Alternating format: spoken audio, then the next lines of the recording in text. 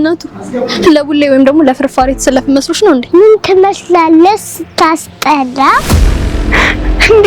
ቆይ ግን ንጹህ ልብስ ያለበሰ ልብሱን ያልቀየረ ሰው ሆኖ አይታያችሁም ማለት ነው? አልተውሽም ቃል አንቺም ትወጂኛለሽ እኔም እወድሻለሁ። ይሄንን ደግሞ አንቺም እኔም ልባችን ያውቀዋል። ምንድን ነው የምታወራው? ዳግ አትረጂጂ ነይ ደውላለሁ። አንቺ አፍልሽ መምጣትሽ ሲገርመኝ ደግሞ ተደብቀሽ ትገቢያለሽ። ቆይ ልብሱ የቆሸሸ ሁላ ስራ ቅጥር አይቀጠርም ማለት ነው ወይ? ዝቅ ብሎ የሰራ ሁሉ ዲግሪ የለውም ማለት ነው።